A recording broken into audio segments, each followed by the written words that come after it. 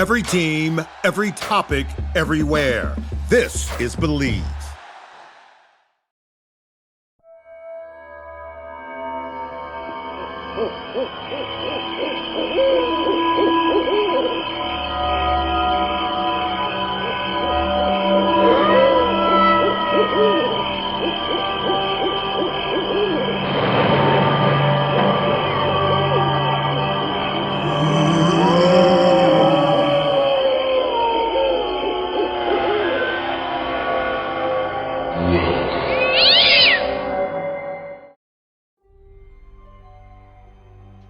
Hello and welcome to another episode of the Halloween podcast. I am your host, Lyle Perez, and today I have a very special guest with me.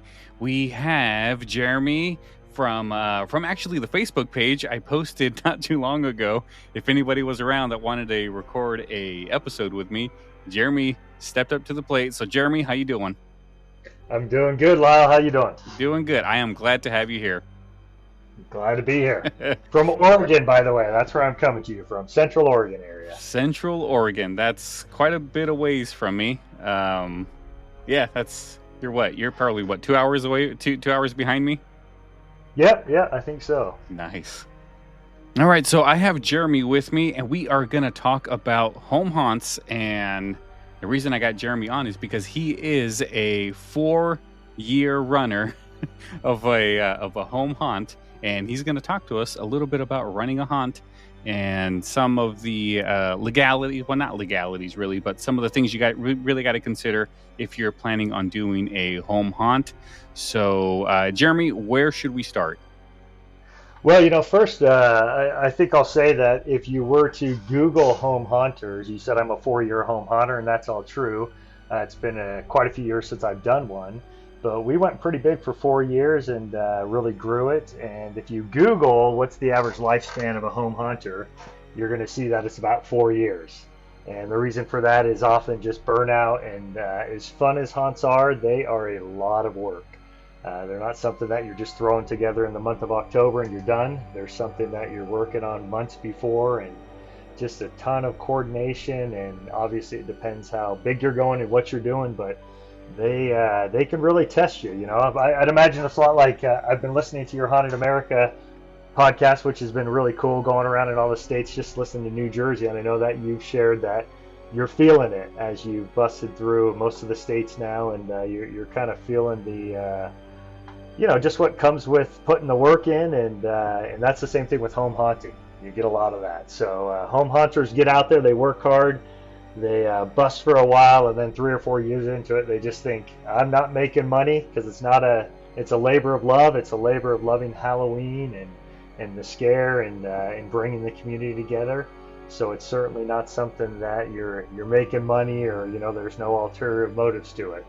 So it can be a tough business, but it's a lot of fun to do. Yes, it is a tough business, and Haunted America has been a very, very tough business. But yeah, it's kind of good to do something different than a Haunted America episode. I have probably about 15 or so left that I need to finish recording, and then I'll be 100% done. And man, I will be so happy when that's done with, because I just listened to your New Jersey one, which is a former state that I lived in. I was in Jersey for quite a bit, and yeah, it was fun to listen to. Nice. The biggest issue that I'm having with Haunted America, and I really, really hope people forgive me for this, but I'm talking about 500 different locations. I'm doing it in a very, very, very short amount of time. I'm gonna get names wrong. I'm gonna get places wrong. There's gonna be stuff wrong. So pronunciations of towns, and absolutely, yeah. Like it's not easy, because I mean I have dyslexia basically. Like, I'm not the brightest person in the world, so to do something like this, and not only that, I have to try to pronounce these things. Like pronounce.com has become my friend when it comes to Haunted America, because it literally helps me. And if that's wrong, I'm going to be wrong too, because that's what I'm copying. Well, the funny thing, I don't think that most people would even know or care. It's the people that live in the state And when you pronounce, if they're from the state and you pronounce it the wrong way, then they're the ones that are going to say, wait a minute, what are you talking about? That's not how you say that. Especially when you get to the East Coast, like the Boston places, and Yeah. the Worcesters. That if you read it, it's Worcester, and it's Worcester. Right. And yeah. So I think it's been great. You've been doing a really cool job with that. Yeah. Well, I mean, Kudos to you. I did get a negative review, and I don't know how this happened. I really don't. I think when I recorded that episode, it was like midnight. I was dead tired. But somebody left me a 2-star review and said that there is no Mothman Cave in whatever state it was. I really don't remember. And they said it's Mammoth Cave, and I'm like, why did I say Mothman Cave that whole time? If you look at the show notes, it says Mammoth Cave. It doesn't say Mothman Cave. So I'm like, I don't know why I just said that. And like, yeah, somebody left me a 2-star review because I said it wrong. And I'm like, man, it was like midnight when I recorded that after a long day of work. So the thing is, if you get less than a 2-star, or let's just call it a 2-star or less review, the punishment for the reviewer should have to be that they have to record a half an hour show and see how much they kill it, right? Yeah. Get a little bit of so they can get a little bit of a taste of that. But you probably had the moth. Isn't there there's a Mothman on the East Coast? It might have even been up along the Jersey, New York area, if I'm not mistaken, but kind of the Mothman. So that's probably, you had that on your mind, maybe. Yeah, because that's the Mothman is New Jersey, and yeah, there you go. I think it was Kentucky was the state that they were complaining to me about. But yeah, I know it's Mammoth Cave. I don't know why in that episode I said Mothman. So if you're listening to this, Mr. 2-star reviewer, you owe us a podcast. Yes, like, please forgive me. Like, it's not on purpose. And also another thing that I want to mention is a lot of the information I'm getting it from actual book sources. So a lot of the stuff will be out of date, and I don't know. Like, some people have messaged me saying, yeah, this place is no longer accessible. Okay, well, that book that I got it from was like made 10 years ago.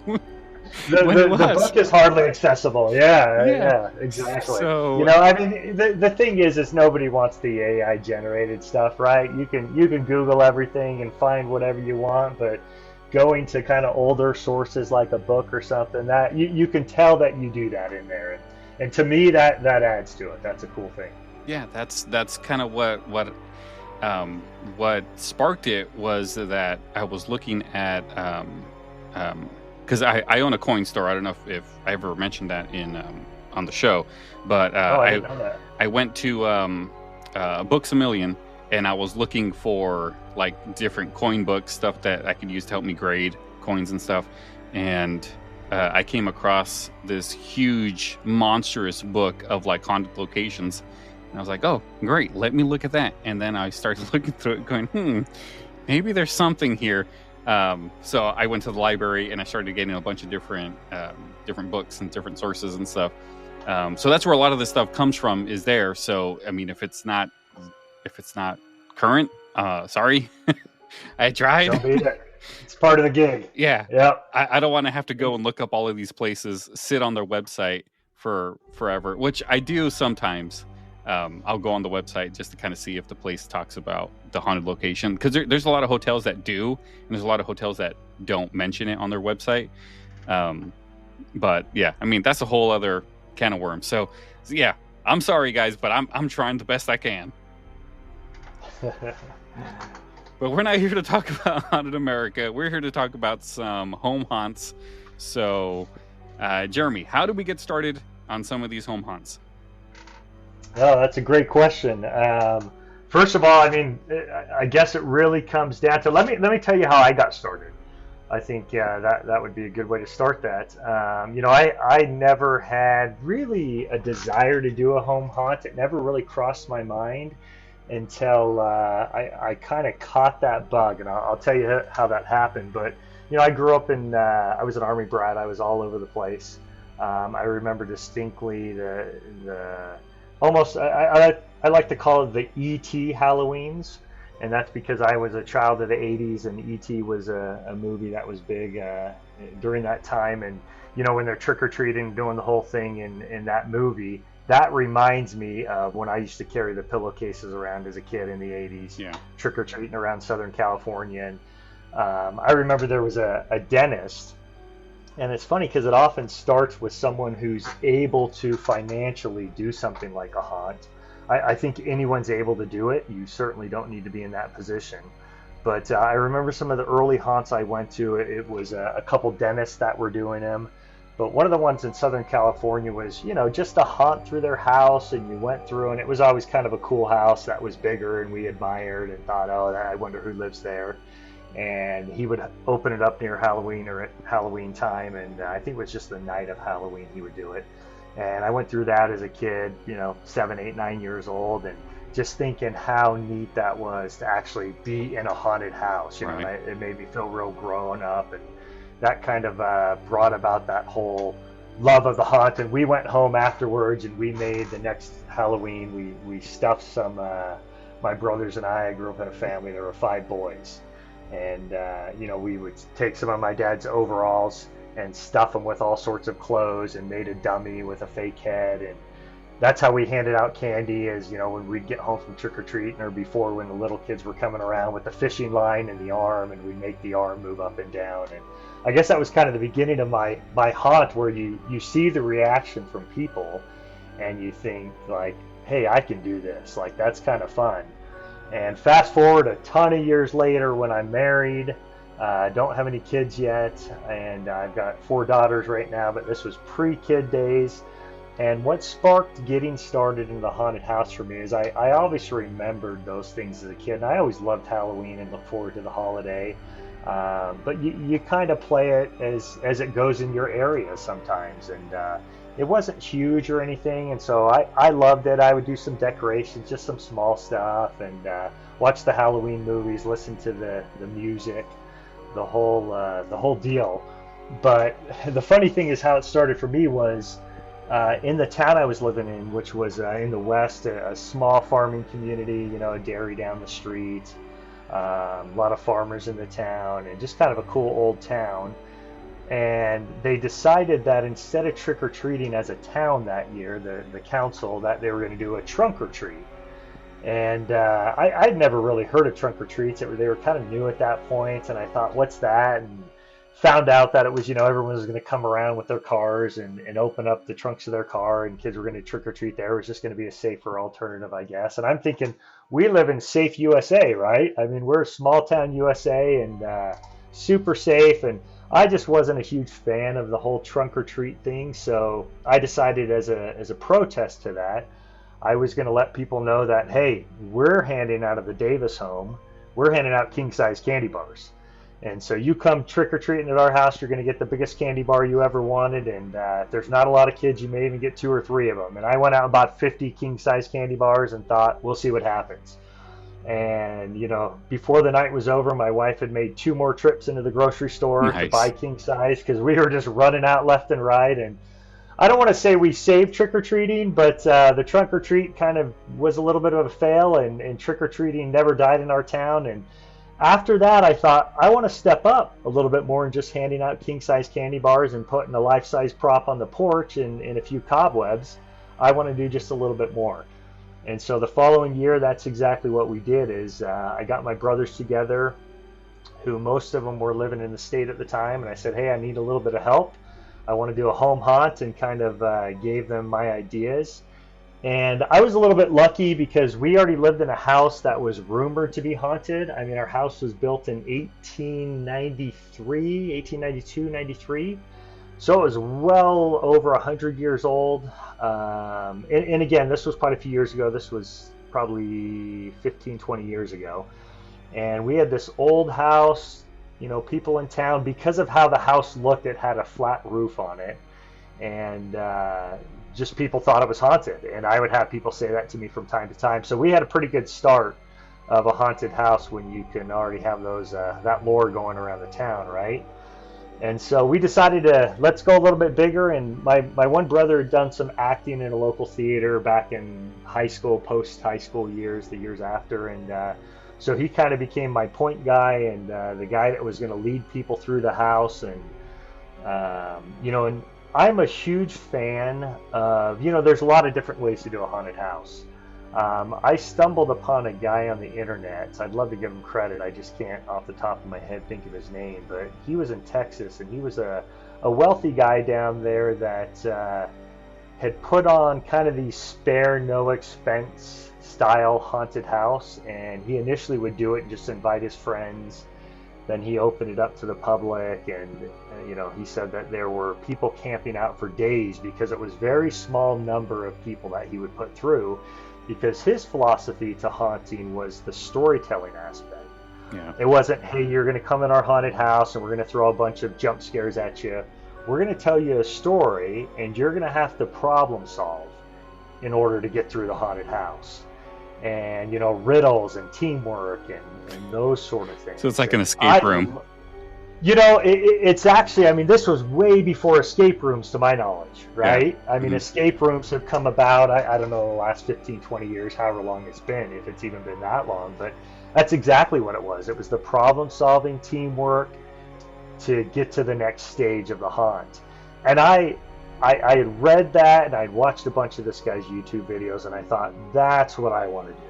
I didn't have the money to do the elaborate thing that he did, but I knew that I could put something together. So my brother kind of acted as the main actor, dressed up and all the kind of old-timey with a cane. And the funny thing to that is we had, because it was such an old house, we'd ripped up the carpets in the house, and we found that underneath, and this is a home that had been in our family for generations.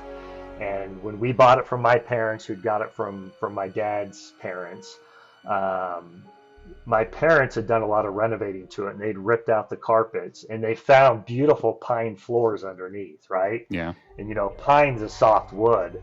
And I gave my brother this cane to walk through as we would take groups of about 10 or 12 people through our haunt, and at a time. And he's sitting here, he's bashing this cane onto the ground as he's walking and playing the part. And at the end of the haunt, it wasn't until the very end, but we noticed that there were just hundreds of little, kind of dimple marks all over our pine floor from him hitting our cane. But that was one of the kind of small prices we paid for doing that. But it was a whole in and out of the whole house. Upstairs, we had, some really cool areas, like, one of those crawl spaces that has the little trap door that you got to know where it's at in the carpet to get to and pull it up. And we had an actor popping out of that when people in the room, and they had to figure out how to get out of that room, and then they'd go to the next, and finally would take them outside. And we did that the first year, and it was really cool. We had probably 50 or 60 people come through our haunt, and we just thought it was this huge success, and we were thrilled with it. So the next year, you want to go bigger and better and badder, and that's what we did the following year. So that's kind of where that bug started. It just started with, hey, I'm not going to let trunk or treat take over my childhood of trick-or-treating. And so it started with the king-size candy bars, and it morphed into the second year of our haunt, where I actually had bought a bus. It was one of the shorter buses that probably seated 20, 25 people, that had a chairlift in the back. So we took the chairlift out. I was rebuilding wrecked cars at the time as a job, and flipping cars, buying through insurance auctions. And so I had the ability to buy some cars that had seats so we could add some more seats, because I think this was our third year. We knew that we were getting bigger, and people were coming from not just our little town, but were coming from all the surrounding towns. And by that third year, it was a 1.5 to 2 hour wait to get into our haunt, and we had to figure out how to put more people through the haunt. We could no longer just take 10 people at a time, because you wouldn't be able to wait. No one's going to stick around for 3 or 4 hours and wait in line. And so by that third year with the bus, we would load people on the bus, and we could fit, I think, about 25 to 30 people on this bus. And we would bring them through, we'd load them on the bus, we'd have a crazy bus driver, again, my actor brother.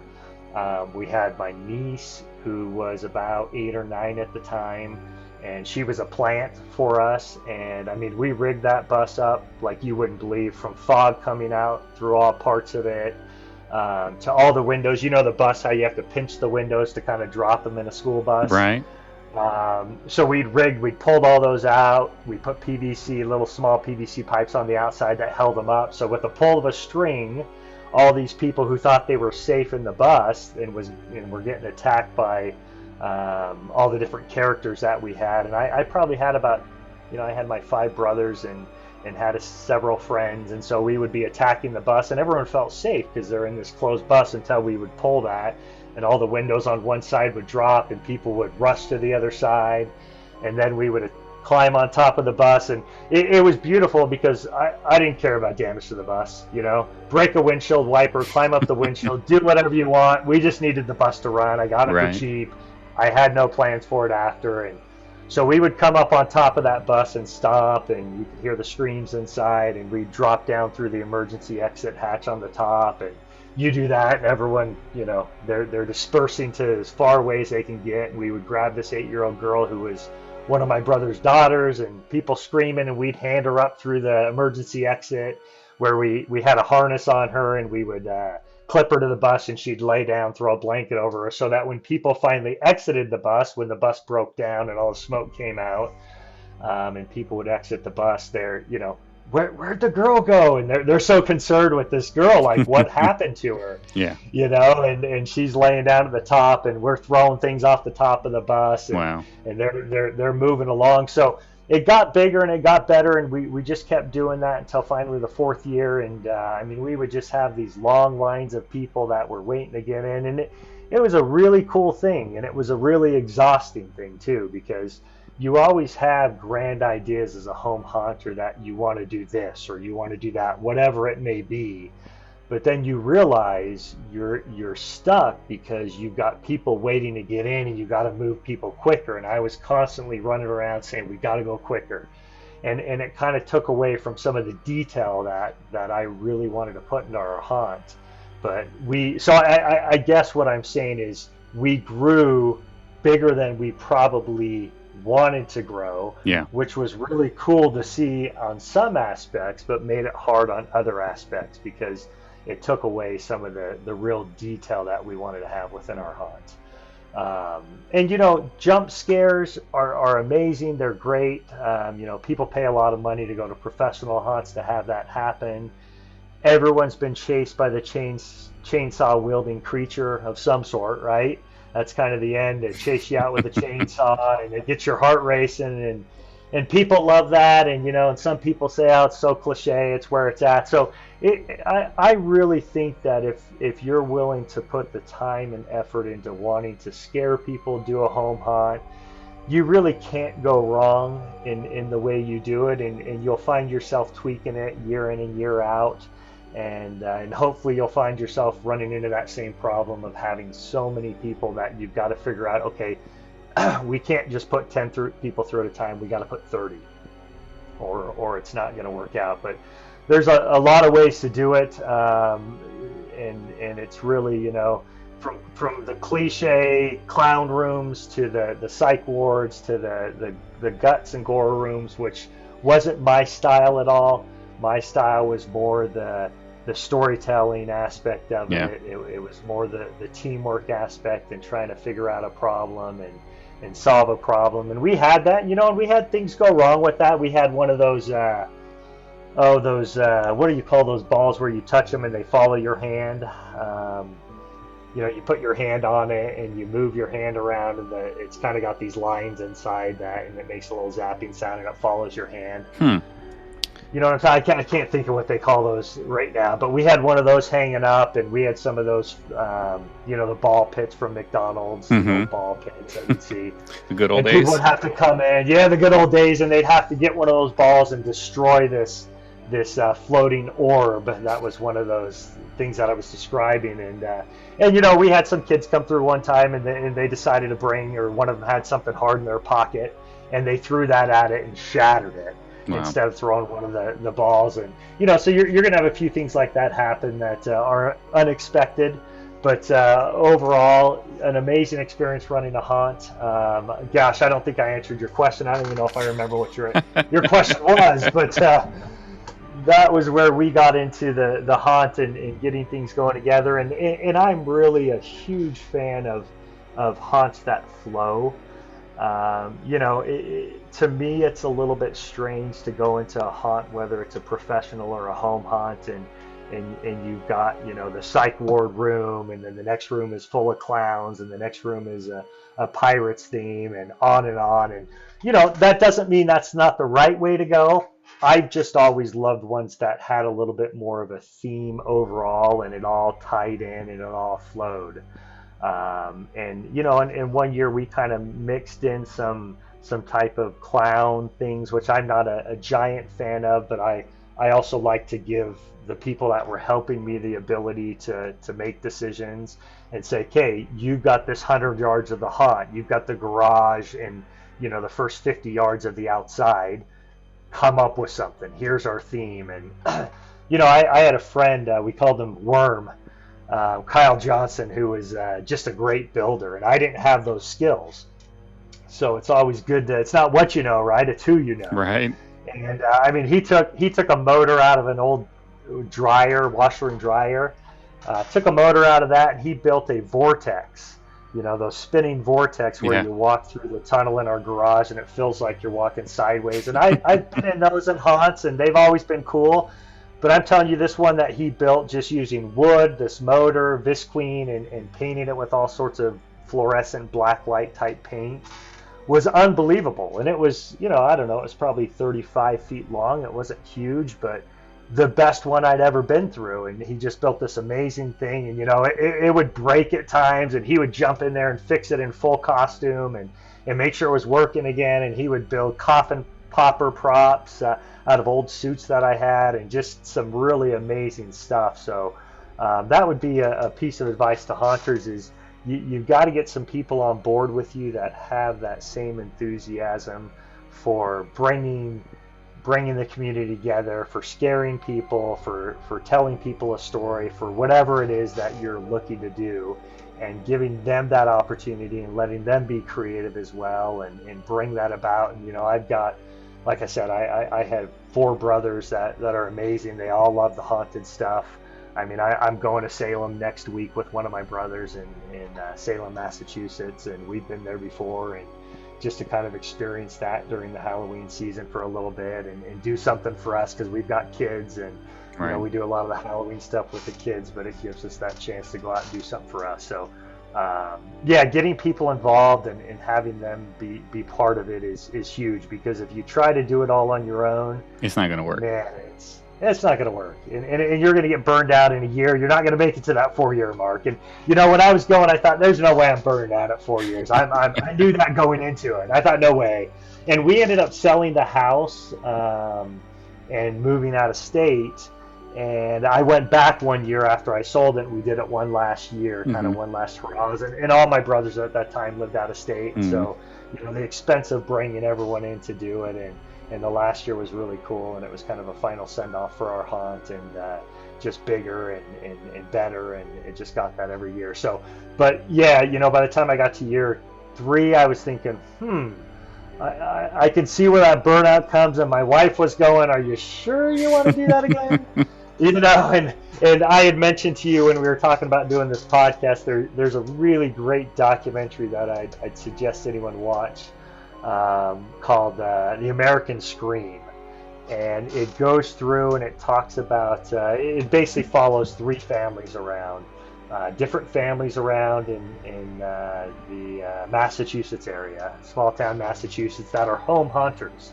And it's about an hour and a half documentary. I think it was done in 2012, 2013, somewhere around there. 2012. Is that what it was? 2012. It kind of goes through and talks a little bit about that burnout. You see one of the wives in it of one of the haunters is kind of like, we support him, we support Dad, we love him, but man, he gets stressed during this time of year, and you know, I think my wife probably could have said the exact same thing if she were being interviewed for something like that, because there was a lot of stress. But you know, you're putting your name on it. You want it to be right. You want it to be good. You want people to talk about it. Right. And so that's going to come with anything. But yeah. Well, if anyone's interested in that documentary, I think it's on Peacock. If you have a subscription to Peacock, you can see it there. I think it's also on Amazon Prime, but it's on Pluto TV. It's readily available, so if you want to check it out, you can easily find it. Actually, yeah, and I know you can watch it on YouTube as well. Yeah, on there as well. It took a lifetime to find the person you want to marry. Finding the perfect engagement ring is a lot easier.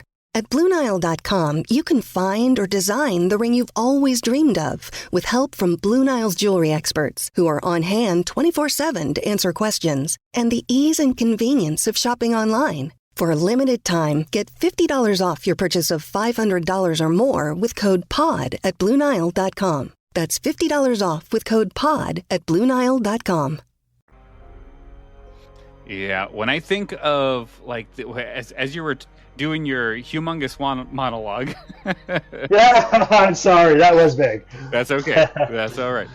What I was thinking in my head was, I think if somebody wants to have a very fun, quick look at what a very good, well-oiled haunt looks like, home haunt, they should check out that Roseanne episode that we covered. I don't remember how long ago we covered it, but one of the Roseanne Halloween episodes, I think it was season 2, is when they did it, where they did their own little home haunt, and they were pushing kids through their house. Like, that was done very quick. It was very efficient. So, but we only got to see them interact with one set of kids as they shoved them through. But yeah, that's just that's what popped into my head as you were talking. And that's awesome, because I listened to that episode, and I went and watched it, and I hadn't seen it before, so I was like, Roseanne. I remember watching that show growing up, and so I went and watched that episode that you were talking about. It was cool. Yes. Yeah, it was cool. Yes, it's a great episode. For sure. But yeah, I mean, home haunts are a good thing, and you didn't have any experience, right? So if somebody wanted to do a home haunt, they don't really necessarily need like haunting experience. Just come up with whatever. My experience was, I wanted to hand out king size candy bars, and I wanted to go bigger the next year. Yeah, I had none, nothing. I loved Halloween. That was my experience, and I had some friends that were able to build some things and do some cool things that I might not have been able to, and so yeah, you no experience necessary, right? None needed. Yeah. Another thing that I was thinking of was because I'm somewhat in the same boat. Like, I don't necessarily do a home haunt. I do a Halloween podcast pretty much during the entire year. Well, I used to. I mean, I took a pretty good hiatus, so I'm sorry about that, listeners. But I mean, life gets in the way. So, but I came back. I mean, here I am years later. I think I started. When did I start it? I think in 2017 is when the Halloween podcast was first started, and it takes a lot out of you to do these types of things, especially with something you love so much. Like, I love Halloween, but then it gets to the point where it's like June and I'm still talking about Halloween stuff. And when October starts rolling around, all of these things just seem to fly by because I'm like in constant Halloween mode, talking about these things. So it kind of feels like because I'm involved in something like this, it kind of makes my Halloween experience less and less as the actual time comes through, because we're already halfway through, and I've been so busy with Haunted America and so busy with marketing the Halloween podcast and doing all of those things where I can't really go out and like go to Lowe's and check out the like all of the decorations they have, like all of the stuff, because now it's all gone. It's like all Christmas stuff now, so I missed my window. So did you ever feel that type of stuff as you were doing it? Like, man, I should be like out enjoying trick-or-treating, but I'm here like stressing because this stopped working or that stopped working. I have to go over here. I have to go over there. Like you just can't enjoy the moment because you're working at it. Did you ever feel that way? Absolutely. Yeah. And, for me, it was, if I would have had kids at the time, and I had my oldest daughter, but she was really little, 2 years old. I think 2 or 3 the last year we did our haunt. But if I had kids like I do now, that are spread all the way out through high school, there's just, I guess if I involved them 100% in it, then that might be a different thing, and that would be the way to go, because I just value that time so much with them and being able to do the Halloween stuff with them that I think that would have took away from it and would have been a lot harder. So it worked out for me at the time I was doing it. And again, I think if you can involve your kids with the haunt, and if they're into it, and to go back to that documentary, you see that in the American Screen documentary that, one of them is a father and son duo, and then another one's a husband and wife, and they've got is there 2 kids or one? I think they just have a daughter. It's been a little bit since I've seen it, and she's highly involved in it as well. So if you can make that happen, but I 100% know what you're talking about, because I generally ramp up my Halloween. When June, July rolls around, probably July, I start to think, oh, Halloween's coming up. I start to listen to the podcast and listen to the music a little bit and start to ramp up the Halloween. And then sometimes even when October comes around, it feels like, okay, I'm almost ready to move on because I've been doing it for so long. So I can imagine in your scenario all year where you can really feel that. Yeah, but I love Halloween so much, and I enjoy doing the show. Like, don't get me wrong, guys, but sometimes it just feels like you do a lot of it for no recognition almost, because it's like the amount of time and effort you have to put into something, and you just don't get that I wouldn't say like satisfaction, but it's kind of hard to explain. You're just so into it where you just can't take a moment and go, wow, I need to step back and like enjoy what I'm doing all over again. Well, even doing the haunted house for me for 4 years, it was like years would go by and I would think at the end, I'm like, I never even went through the haunted house, right? Yeah. Because I was so busy at my own haunted house, putting out all the fires and making sure everything was going right, making sure everyone was being fed and at their stations and doing what they needed, and any problems that arose, that the end of the year would come. And I think the first 2 years, it was over, and it dawned on me, I didn't even walk through my haunt and see everything. I mean, I'd seen it at different stations and seen kind of what everyone was doing, but never the full experience. And I remember by year 3 or 4, I was just like, that can't happen. And so we started videoing and doing the walkthrough video at the end, and at least caught the last couple years of it. And I regret not having it for the first couple of years. But yeah, absolutely know what you're talking about with that. Yeah, it's a weird feeling where the guy in the background doesn't get as much recognition. Like, people just forget about, hey, there's a guy back there who's actually making sure everything works. Give him his thanks.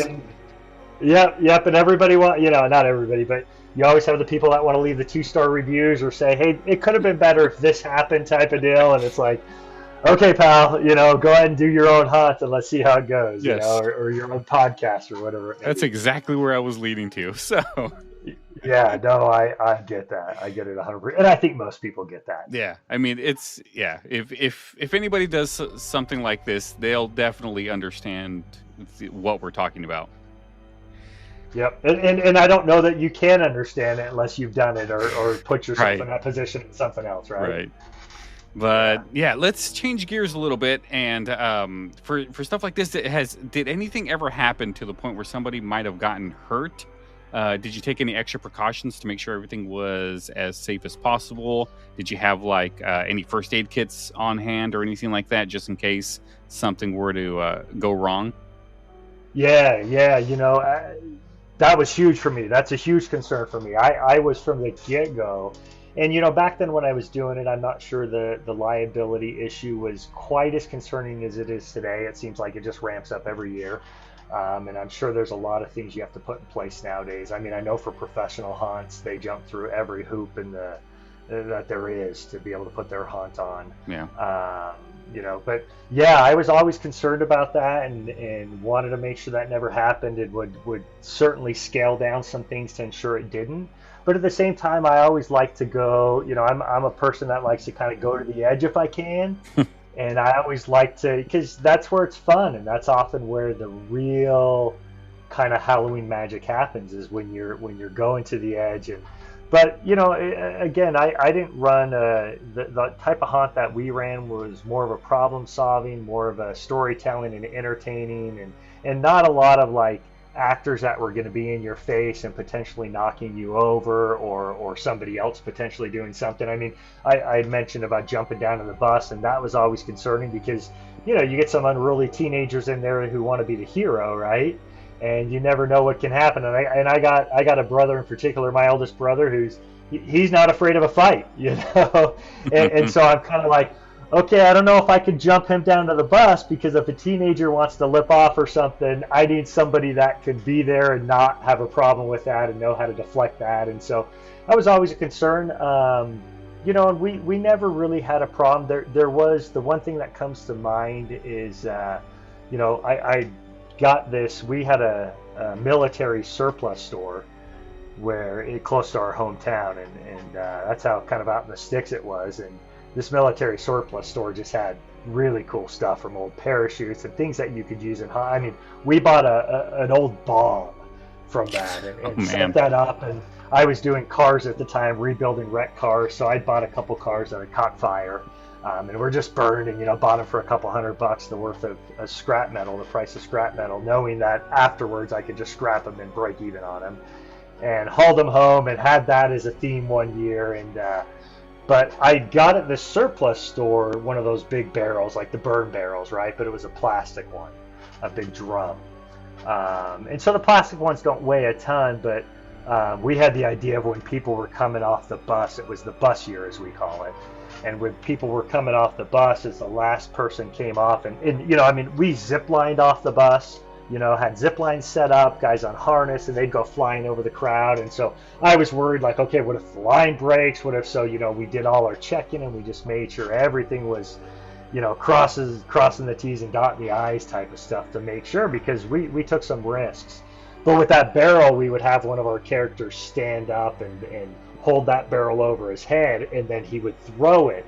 And we knew how far people had to be away from that barrel before we could throw it, because it was on a rope that was tied to the top of the bus, bolted in, and that barrel would then, fly over top of them, and then it'd hit that rope and it'd swing right back and slam into the bus and make a loud noise and get people, kind of running and whatever. And so unfortunately, towards the very end, and we do these haunts for 4 nights, generally 3 or 4 nights, depending on where Halloween fell. And by the 4th night, we were just all so exhausted. And it was on the last night, I remember, and our actor had thrown that barrel, and somehow that rope, just after doing it over and over, because that's one of the things that you forget to check every time.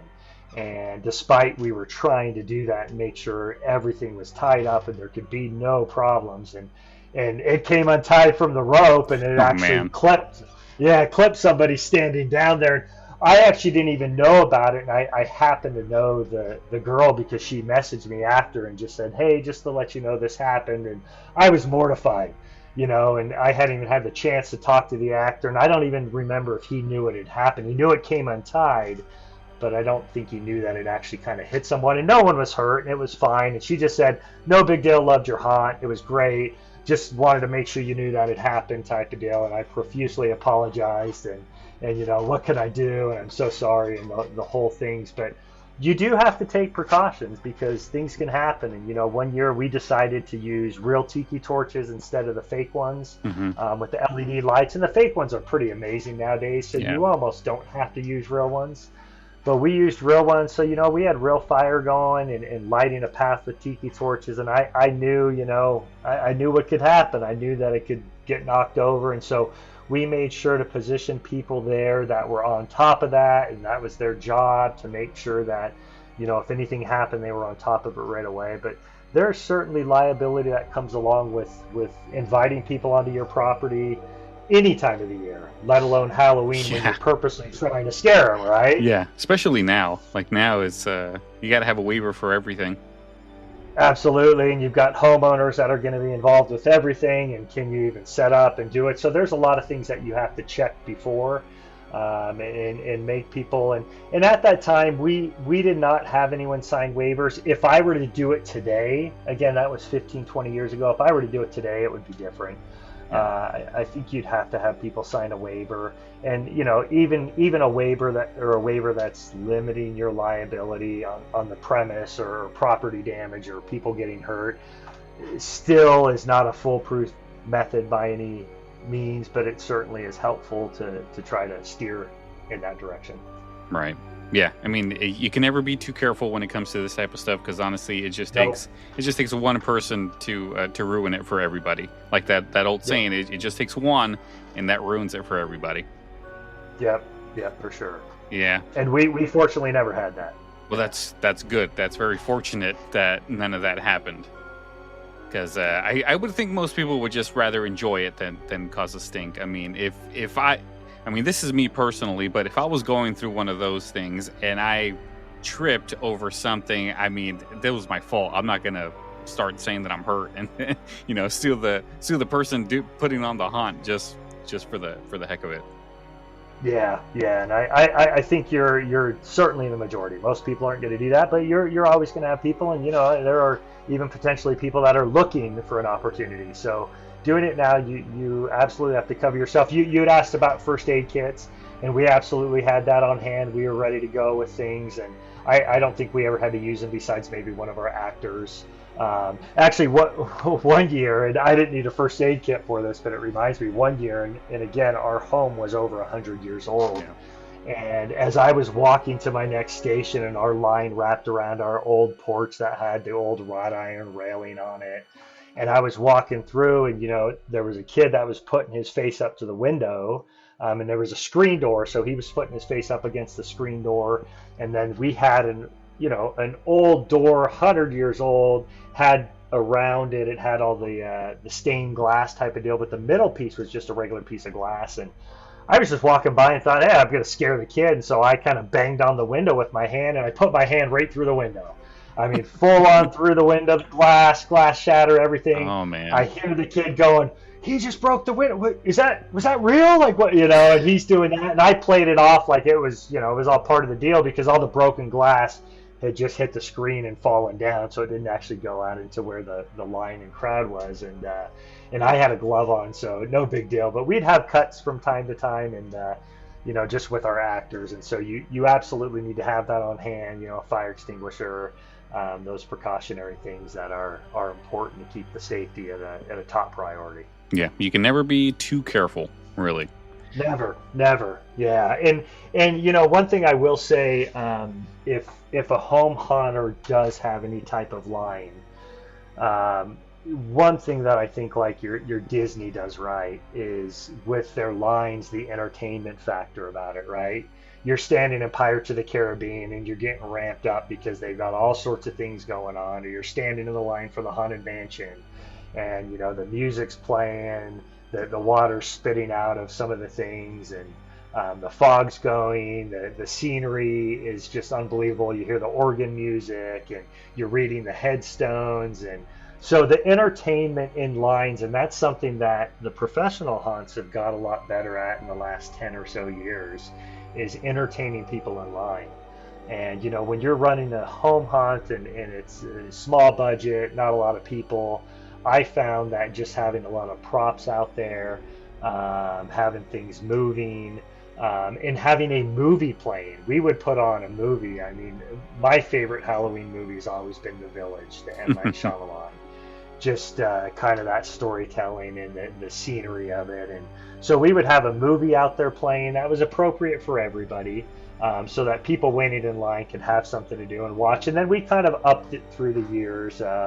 One thing I remember we did was and this was towards the end of Halloween, so all the pumpkins are on sale. Instead of being $7, $8, $10 a piece, whatever they were $1 because they're trying to get rid of them. Right. And so I knew it was a little risky. to do. So I was the one that did it, and you know, all of our actors would have to play multiple roles because there just wasn't enough actors to do what we were trying to do. So you would have one mask, you would jump to the end, you would have another, you'd jump to the beginning, just working your tail off, and I would have a separate little kind of costume. And every hour or so I would go up to our roof, and we, you know, 2-story house, top of the roof, a flat roof, so you're, I don't know, 30 feet up or whatever. And I would go up to the top of the roof, and we bought all the pumpkins they had left over. And it was the Smashing Pumpkins, right? I would holler something, get their attention, and just launch pumpkins off the roof.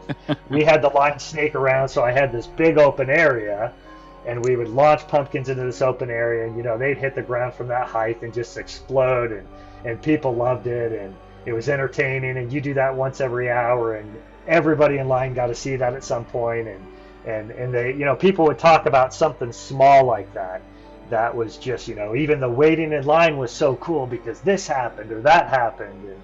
And so, you know, getting your bang for your buck, so to speak, even though they're not paying any money for it, is pretty huge. Right. Yeah. Shopify is the global commerce platform that helps you sell at every stage of your business. Shopify is there to help you grow. Shopify helps you sell everywhere, from their all-in-one e-commerce platform to their in-person POS system. Shopify's got you covered. Shopify helps you turn browsers into buyers with the internet's best converting checkout, 36% better on average compared to other leading commerce platforms, and sell more with less effort thanks to Shopify Magic, your AI-powered all-star. What I love about Shopify is how no matter how big you want to grow, Shopify gives you everything you need to take control and take your business to the next level. Shopify powers 10% of all e-commerce in the U.S., and Shopify is the global force behind Allbirds, Rothy's, and Brooklinen, and millions of other entrepreneurs of every size across 175 countries. Plus, Shopify's award-winning help is there to support your success every step of the way. Because businesses that grow with Shopify. Sign up for a $1 per month trial period at shopify.com/Westwood1, all lowercase. Go to shopify.com/Westwood1 now to grow your business, no matter what stage you're in. Shopify.com/Westwood1. Did you happen to find anything that was like more effective? Any specific thing like that happened that was that really got people's really scared people? Was there anything specific? Yeah, you know, I mean, one of the big things that you see in haunted houses that home haunters can do, and it's not hard to do, is kind of the misdirection scare, right? Everybody knows where the scare is going to come from. But if you misdirect that, so for example, we would, you know, as part of our storytelling, we would get one person in the group so the whole group can see it and be a part of it, but you're really scaring one person. But everyone gets to experience that as well. And so, you know, we would get them to back kind of into an area where we had a picture hanging, and the story was being told about this picture, and it was a bathroom that we had put up a false wall very easily, and had a picture hanging from it, and it was the drop down picture. Anyone who's been to a haunted house knows how the drop down picture works. You know, you drop the picture out of it, and then you can provide the scare from there. But you get someone looking at that picture because you're telling a story about that picture, and then it drops and you have a character there with, you know, a jump out type of scenario coming out of the picture live. That was an unbelievable scare every single time. That people weren't, and we caught that early. People now know, they see pictures and they know it could potentially be a drop down picture if they're a veteran of haunted houses. So then you do the picture and you bring the scare in from the opposite side, right? Right. And so those type of things are what anyone can do, is misdirect your jump scares if that's what you're going for. You know, loud noises, flashing lights are always something that get people.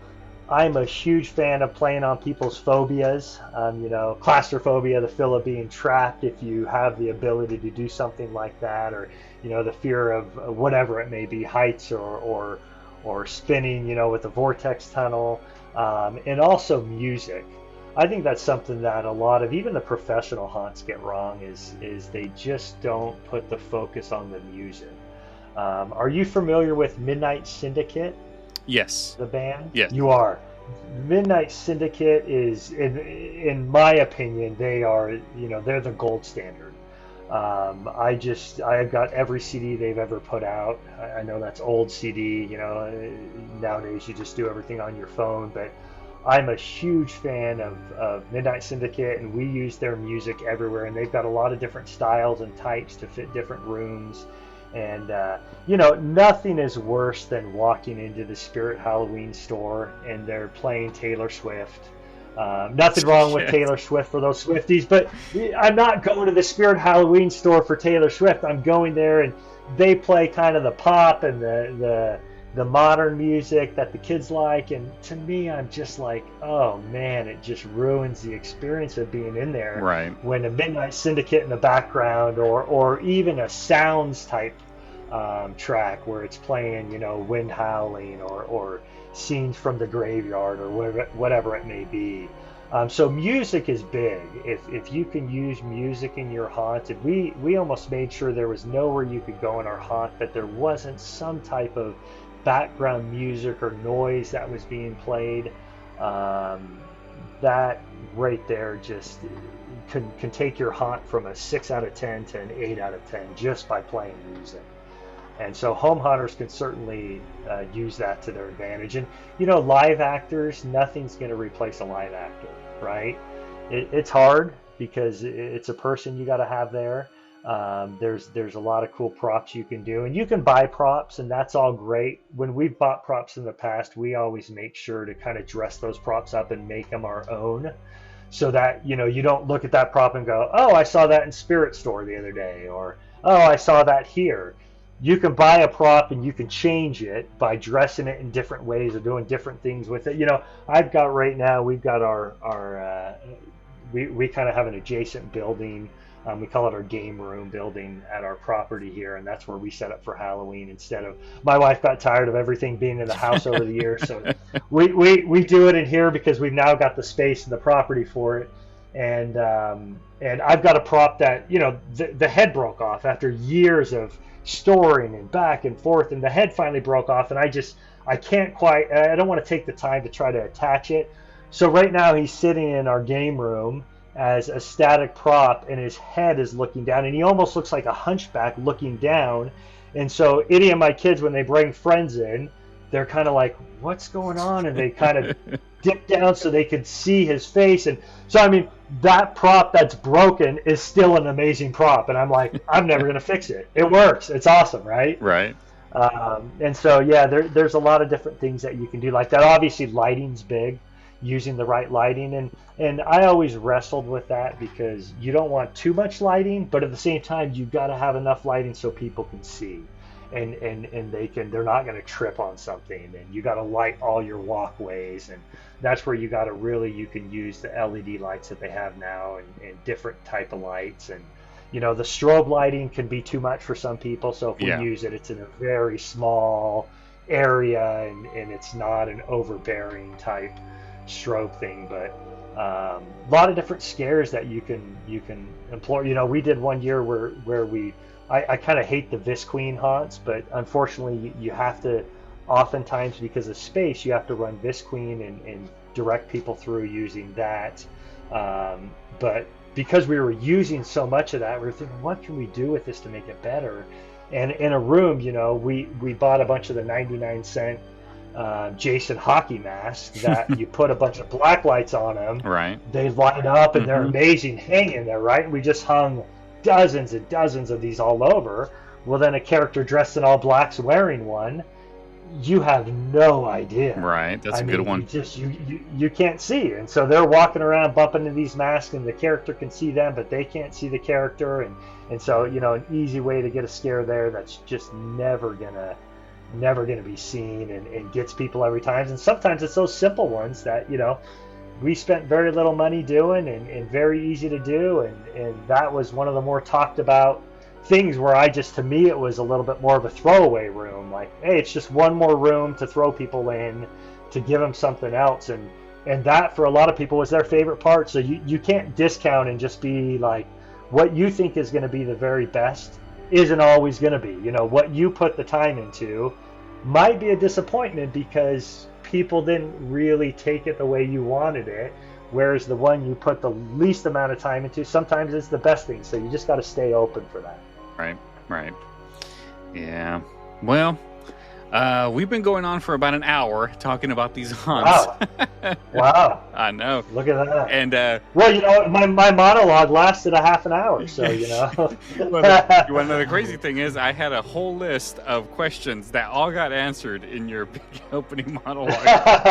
So I had a there few you go. left. I have one left that I think we should definitely get into, and that is, are there any plans for you to possibly ever do it again? Maybe not to the scale as what you did, but do you think maybe, since now the kids are going to start heading off, going to college and off they go, do you think you could ever do it again? You know what? I tell my 4 kids, they see pictures of the haunts that we did with their uncles and my brothers, and they ask about it. Dad, can we do that? And they've wanted to do some of those things on kind of smaller scales. And, we still have some of the props that we use, like the coffin popper that, off a compressor jumps up. Wow. And you get people to lean into it by telling them something about the tie tack he's wearing, and it pops up. And my kids have loved doing that over the years. And so they asked me, Dad, can we do a haunt? And my youngest is 9 now, and of course, to answer your question, of course. Yeah. Once you've done that and you've experienced the thrill of it, and you've seen how it's really made. I mean, my goal has always been, like, I love Halloween, and I want you to love Halloween. And if kids can have something that they can look back on their childhood and talk about their childhood Halloween because they went to the Davis Manor and experienced the haunted house there, then, man, that's awesome. That's what I want. So yeah, I would absolutely do it again. We still have a lot of the stuff. I've gotten rid of over the years, but you can do it on small budget. You can do it on big budget. I would love to do it before my youngest daughter leaves the house, and or even have my kids come back and help with it. And I've even got brothers that talk about, they've talked about over the years, like, hey, let's do a pro hunt, or let's do something bigger. They want to do it too. So yeah, it absolutely will be revived. And we've got 10 acres right now. And so, I know before we went on, you were talking about you got some acreage, and so you're thinking about doing some haunted walk. And there's nothing that beats an outdoor hunt. I mean, just being outside under the stars. Obviously, it can be tricky with the weather and such, but it's just really cool being outside and doing haunts. And we try to be outside as much as possible. And so, yeah, we'd love to do something like that again. Yeah, there's especially that where I live here in Tennessee, and we have a place called Shiloh Military Park that's supposedly haunted. And when I get to Tennessee, you will hear me talk about it.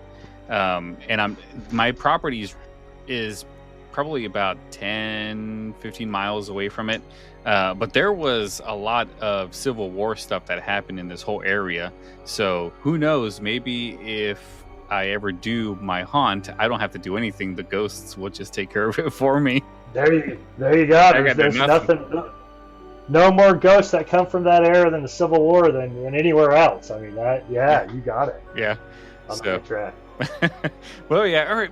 Well, Jeremy, it was great talking to you, but before we go, do you have any final thoughts, anything else you want to say about the haunts you did, or maybe give somebody advice, which I think we pretty much covered pretty well, but is there anything else you want to discuss before we head on out?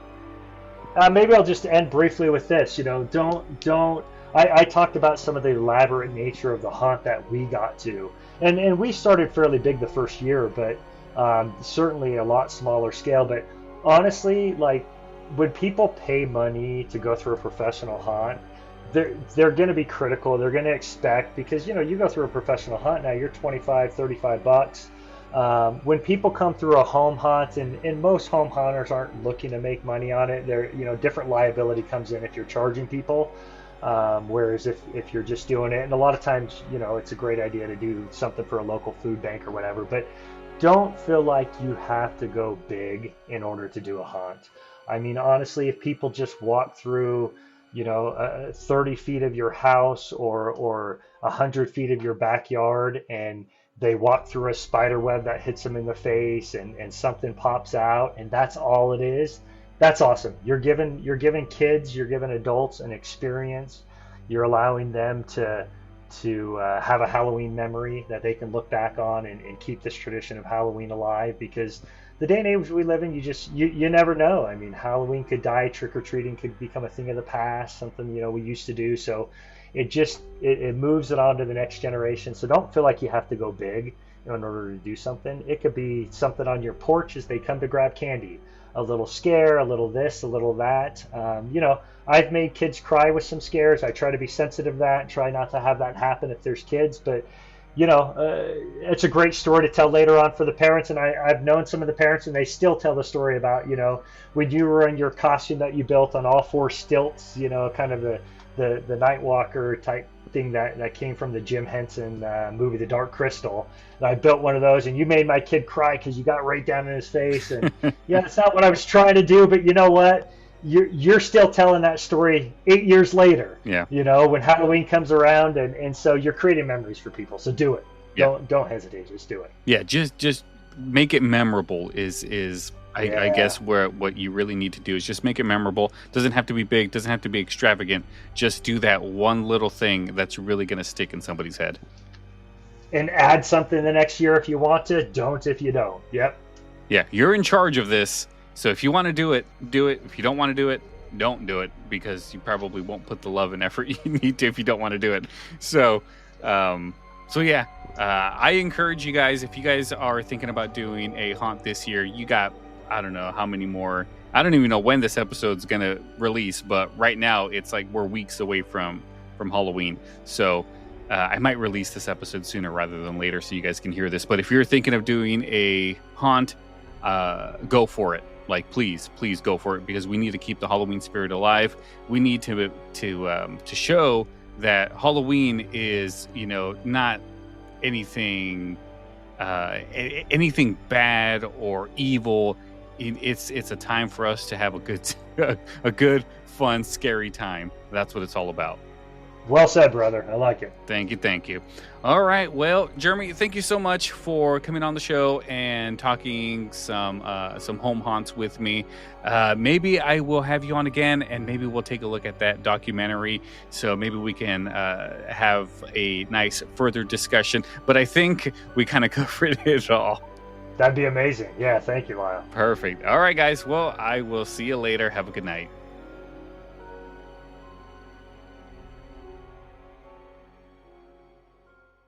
Shopify is the global commerce platform that helps you sell at every stage of your business. Shopify is there to help you grow. Shopify helps you sell everywhere, from their all-in-one e-commerce platform to their in-person POS system. Shopify's got you covered. Shopify helps you turn browsers into buyers with the internet's best converting checkout, 36% better on average compared to other leading commerce platforms, and sell more with less effort thanks to Shopify Magic, your AI-powered all-star. What I love about Shopify is how no matter how big you want to grow, Shopify gives you everything you need to take control and take your business to the next level. Shopify powers 10% of all e-commerce in the U.S., and Shopify is the global force behind Allbirds, Rothy's, and Brooklinen, and millions of other entrepreneurs of every size across 175 countries. Plus, Shopify's award-winning help is there to support your success every step of the way. Because businesses that grow with Shopify. Sign up for a $1 per month trial period at shopify.com/Westwood1, all lowercase. Go to shopify.com/Westwood1 now to grow your business, no matter what stage you're in. Shopify.com/Westwood1.